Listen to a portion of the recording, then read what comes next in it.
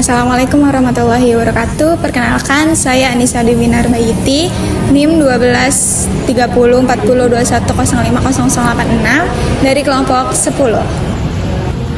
Assalamualaikum warahmatullahi wabarakatuh. Perkenalkan, nama saya Rafi Lailah dari kelompok 10.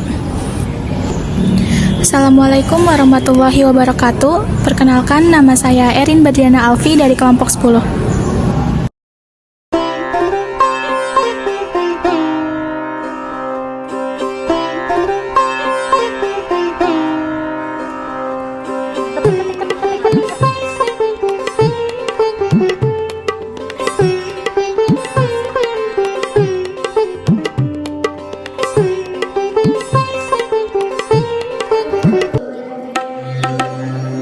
Sebagian orang akan asing dengan agama Sikh atau Sikhisme.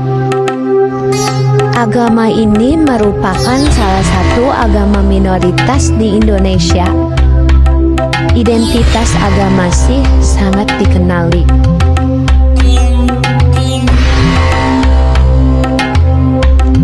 Gurudwara ini diresmikan pada 20 Mei 2004. Gurudwara ini dinamakan Gurudwara Guru Nanak. Di sini ada dapur langat.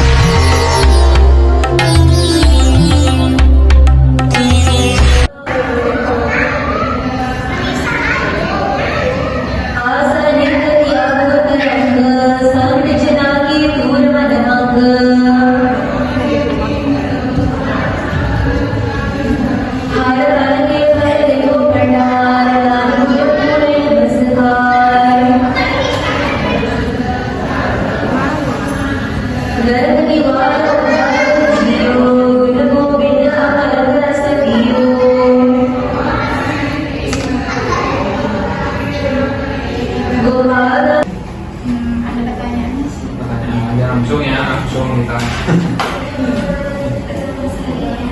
Ya.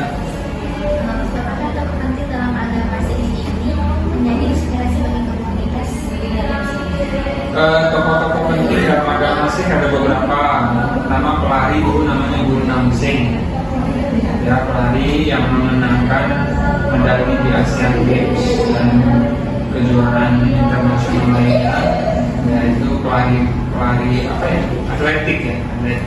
Guru Nanak Singh. Kemudian ada Sukhra Singh, itu adalah atlet tolak peluru yang saat ini memegang rekor nasional di Muni. Dia paling jauh 15 meter, Sukhra Singh. Terus ada HS Dillon, Harvinderjit Singh Dillon. Ini adalah guru Komnas 6 tahun 2000. Kemudian menjadi staf ahli Menteri Pertanian. Kemudian pernah menjadi staf khusus Presiden bidang pemberantasan kemiskinan. Ya, terus HS Dillon, udah almarhum. Ya. Kemudian ada dokter forensik, itu namanya Profesor Amar Singh di Medan, udah almarhum juga. Nah, Profesor Amar Singh ini berdasar dalam hal forensik, membantu kepolisian Republik Indonesia untuk memecahkan kasus-kasus kriminal yang berkaitan dengan kematian. Gitu. Jadi otopsinya ini adalah Profesor Amar Singh. Nah, jadi inilah yang 4 utama ini. Yang lainnya ya kita banyak juga, ada yang dokter, lawyer, pengacara gitu ya. Engineer, guru terutama juga banyak, guru bahasa Inggris, guru di kelas privat ya.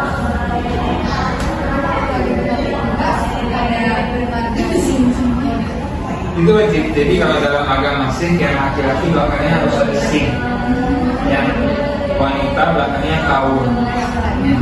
Jadi ini untuk menghilangkan marga yang merujuk pada status sosial kayak biasanya. Misalnya ada orang yang nama belakangnya ini, wah ini dia keturunan dari keluarga status sosial tinggi, didiskriminasi. Dengan yang status sosial rendah, diskriminasi gitu. Nah, ini untuk menghilangkan stigma itu semuanya pakai Singh. Yang laki-laki, yang perempuan pakai kaum. Ini nggak ada marga, nggak ada status sosial, nggak ada nama keluarga, ini nggak ada. Nah, cuma untuk membedakan misalnya prem besi, ada beberapa prem. Gimana membedakannya? Membawa desa asal usul keturunan leluhurnya di India. Ya, leluhurnya di India desanya apa nih?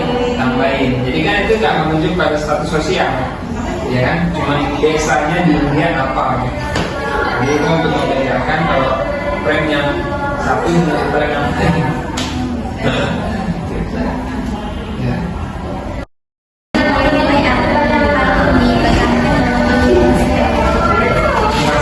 Jadi sesuai dengan ajaran Guru Nanak, ya, Guru Nanak Dev Ji ini adalah pendiri dari agama Sikh, sekaligus guru pertama. Jadi dalam agama Sikh kita nggak menyebut nabi, kita menyebutnya guru. Guru itu terdiri dari dua sifat, gu dan ru. Gu artinya kegelapan, ru artinya cahaya. Jadi guru itu adalah sosok yang membawa kita dari kegelapan menuju pencerahan rohani. Yang pertama Guru Nanak Dev Ji. Nah, jadi kenapa Sikh ini lahir? Itu dulu sebagai pertanyaan. Ya, kenapa sih orang agamanya kan udah banyak gitu. Buddha udah ada, Hindu udah ada, Islam udah ada. Itu apa yang Dhamik. Di India ada Dhamik ya. Hindu, Buddha, Jainisme. Kalau yang Dhamik dari Timur Tengah berarti kan Kristen, Katolik, Islam, ya kan? Sudah ada kan? Kenapa agama masuk begini? Karena waktu itu posisinya umat beragama di India ini mayoritasnya Hindu dan Islam. Ini terjadi perpecahan. Jangankan yang berbeda agama dengan yang satu agama tapi beda kasta, itu juga ketimpangannya sangat luar biasa sekali. Yang di Hindu kan ada kasta Brahmana, Kshatriya, Sudra, Arya gitu kan. Jadi masyarakat ini terkotak-kotak, ya, ada perpecahan, ada pengelompokan, ada sekat-sekat, terjadi diskriminasi, kesenangan oleh penguasa juga pada rakyat jelata. Jadi ini semua membuat rakyat yang di kelas bawah itu menderita masalah. Mereka memohon sama Tuhan untuk dikeluarkan dari situasi yang seperti itu. Jadi waktu itu pemuka agama juga banyak yang korup. Jadi pemuka agama melayani hanya yang status sosial tinggi, karena dari sana dapat banyak duitnya.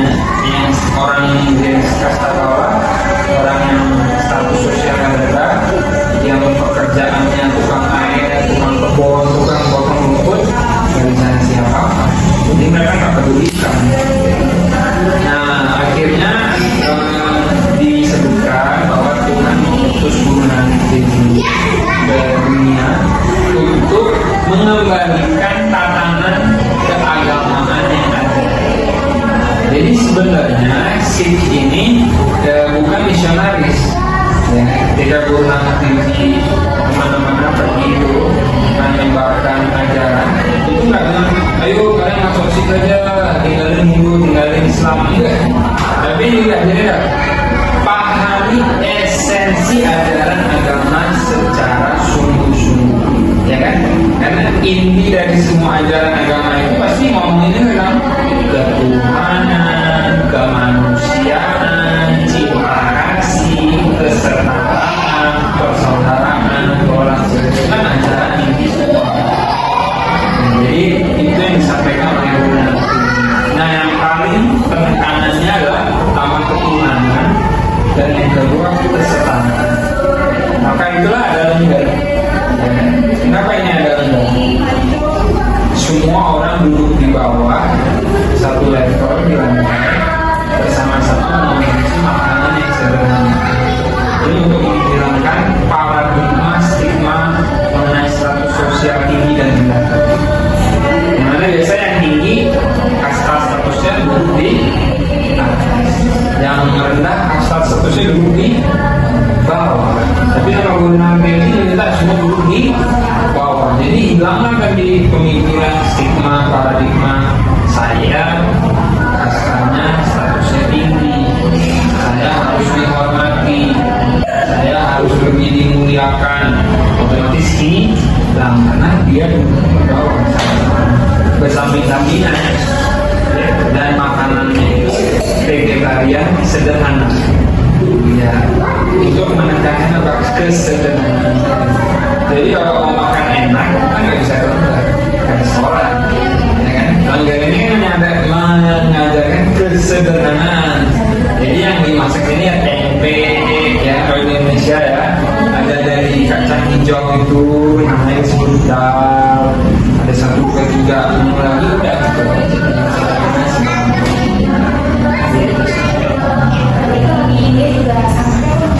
di apanya? Dapur umum sama, terbuka juga untuk semua siapa saja, semua bisa datang, dia dari latar belakang apapun, agama apapun, suku apapun dia datang. Tapi makanannya lebih sederhana lagi, karena di sana paling cuma 2 atau 3 macam aja. Ya, lanjut. Iya, jadi saya habis ibadah selalu ada makan bersama.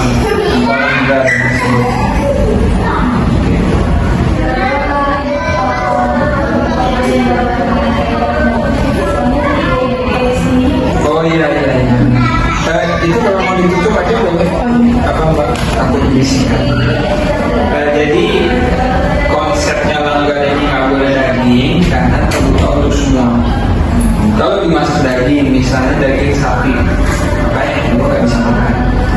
Kalau dimasak daging babi, ayam Islam nggak bisa makan. Kalau dimasak aja daging ayam, mungkin yang vegetarian nggak bisa makan. Jadi ya udah, biar semuanya bisa menikmati, maka dibuatlah langgar itu hanya sayur-sayuran saja, vegetarian, sehingga mau dia Hindu, Islam, Buddha, Sikh, dari apapun dia bisa makan di dunia. Nah, tapi dalam kesehariannya orang Sikh dianjurkan, disarankan supaya vegetarian, tapi sifatnya tidak wajib, terutama untuk yang belum dibaptis. Dia tidak wajib. Ya, dia kita sebutnya pembaptisan lah, cuman bahasa di agama Sikh itu disebut pemberi senca. Pemberi senca.